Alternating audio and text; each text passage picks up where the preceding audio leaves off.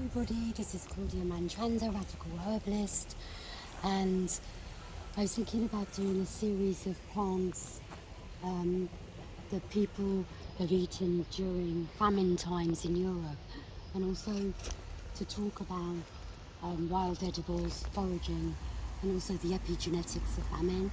So one of the key plants that's really important to talk about are the dead nettles. And they're called dead nettles because they do not sting. They're called nettles because they look very much like stinging nettles, and nettles have been used to make netting historically. And these Lamium album, Lamium means throat in Latin, and album refers to the white flowers, and the throat refers to the flower. And you can actually have a look, and here is actually a real stinging nettle which actually stings, called Urtica dioica, which is actually a different family, the Urtica family. This is dead nettle, which is in the Lamium family, and there are about 30 different varieties, and their common name are archangels. So they're called archangels because they're named after the archangel Michael, because they are often in full bloom during May, and that's the same time as the apparition of Archangel Michael on Mount Gargango in Apulia in 1492. And St. Michael was the champion of justice, the healer of the sick, and a guardian of religiosity. But I like to think of the archangels as healing plants, and I like the association of justice. The main dead nettles that we think about in medicine is the white archangel, the purple archangel, Lamium purpureum, and yellow archangel, Lamium gallodolon. But henbid dead nettle, Lamium aplexicale, is also a dead nettle, and so is the Lanium maculatum, used in Chinese medicine. I think when we... Hello, hi. I'm Victor, Eastern Herbalist, and I'm here with my dear friend Claudia, who's doing a video on ferment foods, and we're looking at white dead nettle, which is also called Lamium album.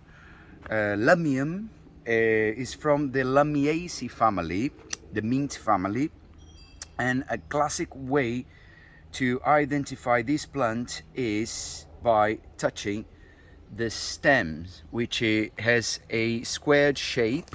So if you kind of roll it on your fingers, between your fingers, you can tell that it has a squared shape.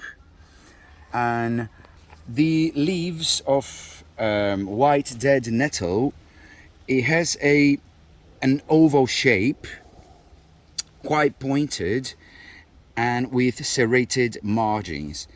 The plant is quite hairy, but not as hairy as its lookalike, nettles or Urtica dioica. And the leaves, they grow opposite to each other, as you can see here. They are growing opposite. And the flowers, they grow in whorls of 6 to 12 bilabiate, so that means it's got 2 lips, flowers. That's why they call it bilabiate flowers. And these flowers are pollinized by insects. However, the insects, they must be quite heavy and have a very long tongue in order to access the nectar in this plant. As you can see here, we have a small patch of white dead nettle growing right next to a nettle, the true nettle, which is from a different family and a different genus. So it's from the Urticaceae family, and Urtica is the genus of this plant. But I guess evolution and survival brought these two plants together, because white dead nettle has a tendency to grow around it to kind of protect itself in a way, because obviously, as we know, nettle can sting you with its trichomes, with the hairy bits. So yeah. So, Lamium genus tend to have aromatic smells, chemicals, and this has a kind of stinky, funky smell, but when it's dried out, the smell is not the same. But the aromatic chemicals in this plant are involved in plant communication, interspecies plant communication. All of the nettles, the stinging nettles and the archangels, are astringent, but Culpeper described how the archangels are way more drying than the dead nettle. And what drying means is that it dries up secretions or fluids in the body. So archangel is specifically linked with this white archangel, that is specifically linked with drying up any kind of hemorrhage, like coughing up blood, heavy dysmenorrhea, heavy bleeding from periods, leukorrhea, like discharge, vaginal discharge, for dysentery, like a leaky gut,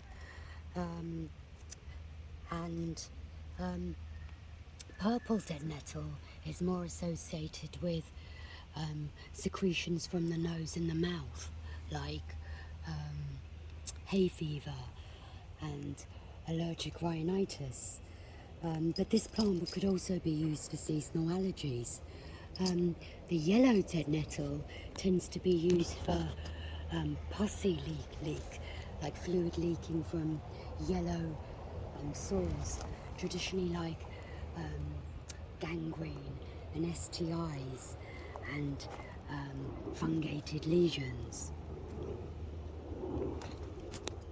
Studies on the plant have shown that it's antiviral, antioxidant, anti-inflammatory and cytotoxic. And cytotoxic means that extracts of the plant selectively cause sort of dodgy cells to die.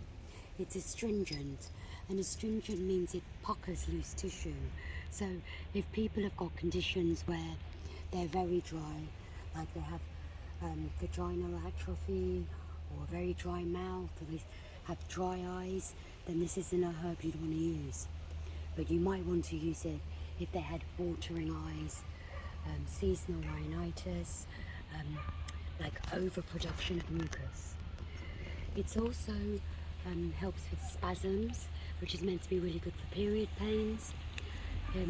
It's also interestingly called an anti-tyrosinase inhibitor, and tyrosinase is an enzyme that makes things brown, so it's used in foods to stop them going off and turn brown, and often it's been traditionally used for anti-freckle creams. Not that there's anything wrong with freckles. It's also antiviral and styptic. Styptic means that it seals open wounds. Studies have also shown that it's active against hepatitis C and that they're immune modulating.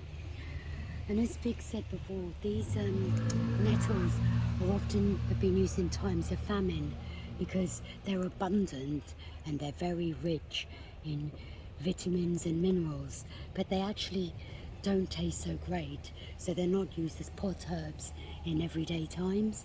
But if you try the herb out, they actually don't taste as strong.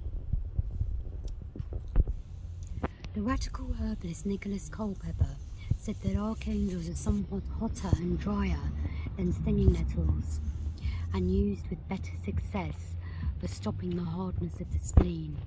And they, by using the decoction of the herb in wine, and afterwards applying the herb hot onto the region of the spleen as a plaster, or the decoction with sponges. Flowers of the archangel are preserved or conserved to stay the whites. That means to stop leukorrhea. And back in those days, people would have had lots of discharges, sexual discharges from the reproductive or sexual organs because they didn't have antibiotics for infections. It makes the head merry, it drives away melancholy, it quickens the spirits, it's good against quarantine agues. I think that could be to do with malaria, but I'm not sure. It stauncheth bleeding of the mouth and the nose. It be stamped and applied to the nape of the neck, the herb also bruised, and with some salt and vinegar and hog grease laid upon the tumour swelling, or that vulgarly called the king's evil, to help dissolve and disgust them, being like manna applied, doth allay pains, easeth the gout and sciatica, and other pains of the joints and sinews.